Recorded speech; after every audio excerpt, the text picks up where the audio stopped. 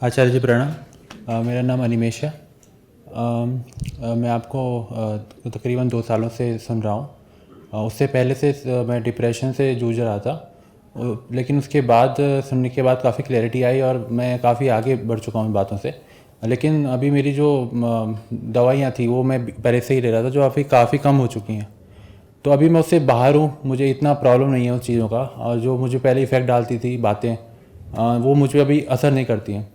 लेकिन मेरे को जो मेन मुद्दा भी है मेरी लाइफ में, जो प्रॉब्लम लग रही है, वो मुझे लग रही है कि मेरा जो थिंकिंग है वो अभी उतनी शार्प नहीं रही, और मैं उतना एनालिसिस नहीं कर पा रहा हूँ चीज़ों को। और जो क्वेश्चन आप बोलते हैं कि खुद से क्वेश्चन करो, तो क्वेश्चन मेरे खुद से हो नहीं पा रहे। तो मैं खुद को जब देखता हूँ, अपने को ऑब्जर्व करता हूँ, तो मुझे लगता है कि मेरे से कोई क्वेश्चन मतलब देख नहीं पा रहा हूँ, नहीं कुछ समझ पा रहा हूँ। बस खुद में खोया रहता हूँ। जैसे अभी भी सेशन चल रहा है, तो कई बार थॉट्स में कहीं चले जा रहे हैं, समझ में नहीं आ रही बातें। जब आज सुबह सेशन भी हुआ था, या कल जब हम बैठे थे नदी के किनारे, तो जब बोला गया कि आप पढ़ो और उससे देखो, समझो, रिफ्लेक्शन लिखो, तो उसमें मतलब बात नहीं आई। मतलब मैं समझ नहीं पाया चीज़ों को। मैं मतलब अपने ही थॉट्स में खोया रहा, या फिर मैं चीज़ों को क्लैरिटी से देख नहीं पा रहा हूँ। मुझे अपनी गलतियाँ भी नहीं समझ में आ रही हैं। जब आती भी हैं तो कुछ समय बाद वो भी पता नहीं कहाँ चली जाती हैं। मैं बहुत जल्दी भूलने लग गया हूँ।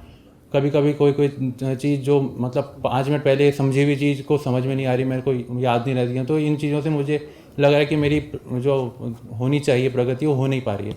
तो आपका मार्गदर्शन चाहिए कि अभी मैं इस चीज़ से ये निकलूँ। जो दवाएं कम करी हैं डिप्रेशन की, ये डॉक्टर से पूछ के करी हैं, खुद ही कर दी?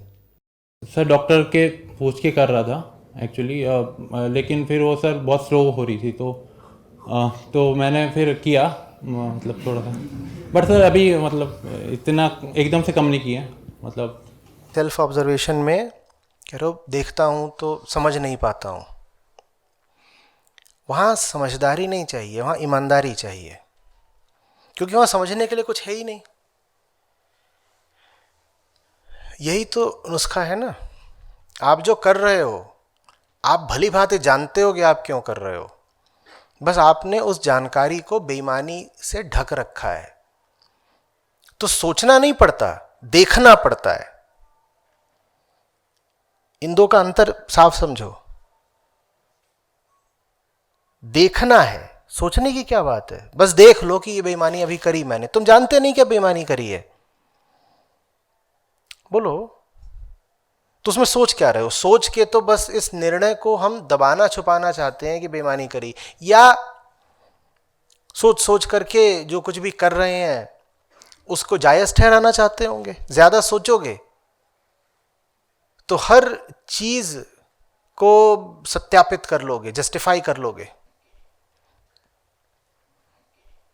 कि ठीक ही है ये तो। एक झटके में ऐसे बेईमानी हुई, एक झटके में ठिठक जाया करो बिल्कुल। उसी क्षण पकड़ लो, उसी क्षण पकड़ा तो ठीक, नहीं तो बाद में सोचने से कोई फायदा नहीं। भले ही सोच सोच के समझ भी जाओगे हाँ तब मैंने बेईमानी करी थी।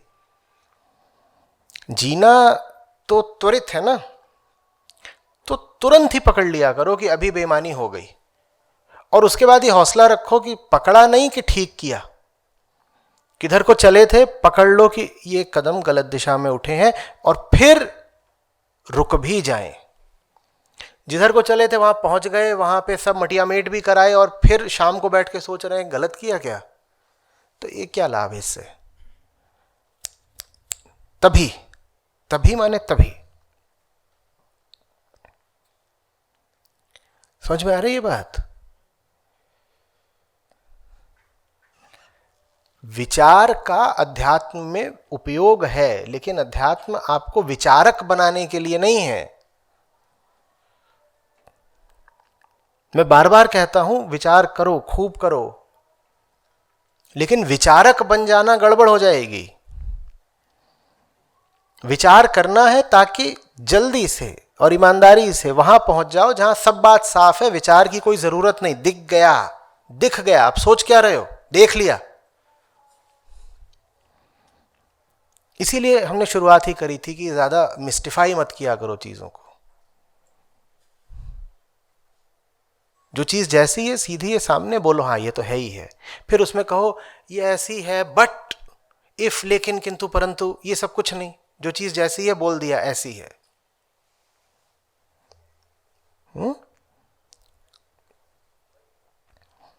साफ हो रही है बात? कुछ और कहना चाहते हो? कहो। ये जो मतलब मैं जो देखना है उस समय देखना, इसको मतलब कैसे, मतलब आपको दिख जाता है चीज़ें बट सबको दिख जाती हैं। एक बार निर्णय लो कि जो दिखेगा उसको अनदेखा नहीं करूंगा। कोई नहीं है जिसे नहीं दिखता।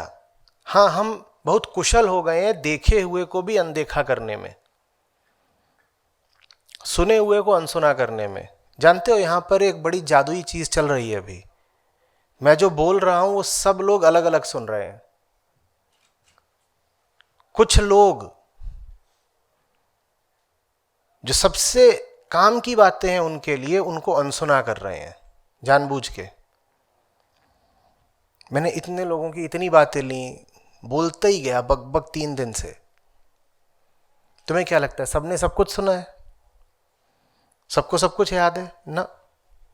जो कुछ आपके काम का था आपने भुला दिया है। कोई बिरला होगा जो वही याद रखेगा जो उसके लिए सबसे ज्यादा उपयुक्त है। हम तो ऐसे हैं कि जो चुभता है उससे तत्काल दूर हो जाते हैं। दूर ना हो पाए तो क्रोधित हो जाते हैं। क्रोधित होने की अनुमति ना हो तो उपेक्षा कर देते हैं। सब लोग सब बातें नहीं सुन रहे।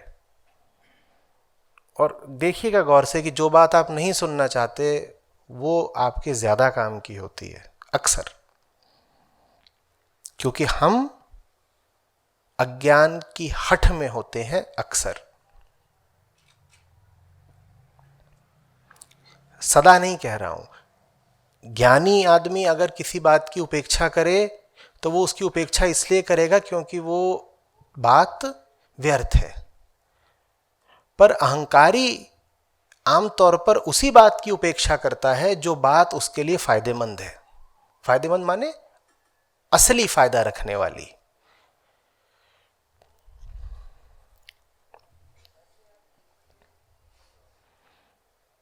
तो ये मत कहो कि आप कैसे कर लेते हैं, मैं क्यों नहीं कर पाता। अभी मेरी बात अभी सुन रहे हो या नहीं? या बाद में सुनोगे? अभी सुन लोगे फिर बाद में विचार करोगे तब सुनाई पड़ेगी। अभी सुन लोगे ना? अभी बस ऐसे ही जैसे अभी सुन लिया वैसे ही तत्काल देख लिया करो। देख लिया जिस सीमा तक हो। देखो बहुत बार होता है कि देखा हुआ तत्काल नहीं समझ में आता तो विचार करना पड़ता है, मनन करना होता है। वो मेरा जोर इस बात पर है कि जो चीज स्पष्ट ही है उसको क्यों अनदेखा करते हो। तात्कालिकता पर मेरा जोर कम है, ईमानदारी पर ज्यादा है। ईमानदार रहो, फिर अगर तत्काल नहीं समझ में आ रहा तो विचार कर लो या किसी की सलाह ले लो। ठीक है कि सुनी बात नहीं समझ में आई तो बाद में सोचते रहे, फिर भी समझ में नहीं आई तो गए किसी और से पूछा, वो ठीक है।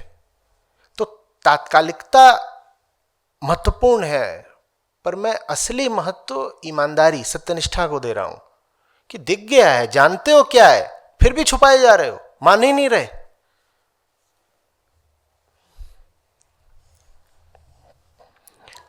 सबको ऐसे लोग थोड़े नापसंद होते हैं ना जो अपनी गलती नहीं मानते। होते हैं ना? लोग आते हैं कहते हैं वो बंदा मुझे पसंद नहीं है। क्यों? गलती नहीं मानता कभी अपनी। तो आप अपने आप को कैसे पसंद कर लेते हैं? यही तो कह रहा था, निर्मम रहो स्वयं के विरुद्ध।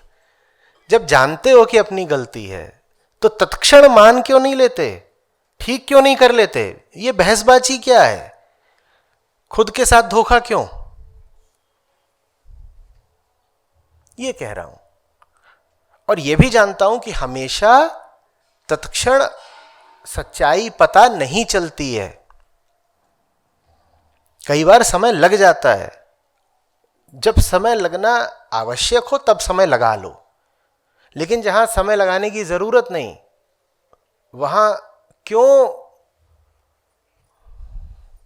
डेलम पेल कर रहे हो, ये बहाना वो नखरा।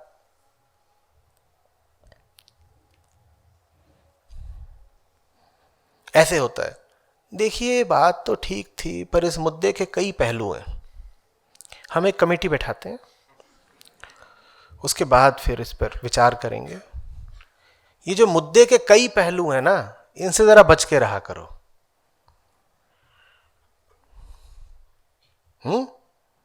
कि जैसे हाथी सामने से चला आ रहा है, ये हाथी वाले उदाहरण का एक तरह से प्रयोग होता है, मैं बिल्कुल उसके विपरीत तरीके से करता हूं। हाथी सामने से चला आ रहा है, हाथी को देखा, तुम्हें समझ में आ गया कि क्या है, क्या है, हाथी है तो हाथी है। अब तुम कह रहे हो नहीं देखिए साहब, आपने देखिए सिर्फ सूंड, मुद्दे के कई पहलू हैं। ये देखिए, ये क्या है, ये टांगे हैं। आपने तो सूंड देख के निर्णय ले लिया, नहीं टांगे भी तो हैं, और भी पहलू हैं। इतना बड़ा पेट, और ये पूंछ, पूंछ देखिए, पूंछ। ये क्या हो रहा है, ये मुद्दे को उलझाने की कोशिश की जा रही है ताकि तत्काल निर्णय न लेना पड़े। और ऐसे बहुत लोग होते हैं, वो कहते हैं जल्दबाजी में नहीं, देखो सोचो समझो विचारो। मैं भी कहता हूं सोचो समझो विचारो, पर मैं कहता हूं तब सोचो समझो विचारो जब समझ में ना आया हो। समझी हुई बात पर भी आगे और विचार करना है तो नियत बेईमानी की है। हमारी समस्या ये नहीं है कि हमें बहुत सारी बातें समझ में नहीं आती, वो बहुत छोटी समस्या है। हमारी बड़ी समस्या यह है कि हमें जो बातें समझ में आ चुकी हैं, हमने उनको भी गर्क कर रखा है, बेईमानी तले छुपा रखा है। तो यह मत कहिएगा कि आपकी समस्या अज्ञान है। जो बातें आपको नहीं पता, उनके न पता होने से आपको बहुत नुकसान नहीं हो रहा, छोटा मोटा हो रहा होगा। आपको जो प्राणघातक नुकसान हुआ है जीवन में, वहां पर हुआ है जहां आप जानते हैं कि सच्चाई क्या है, लेकिन फिर भी उसको ढके जा रहे हैं, ढके जा रहे हैं, ढके जा रहे हैं, खुद से ही छल किए जा रहे हैं, खुद को ही जानने नहीं देते कि बात तो असली ये है।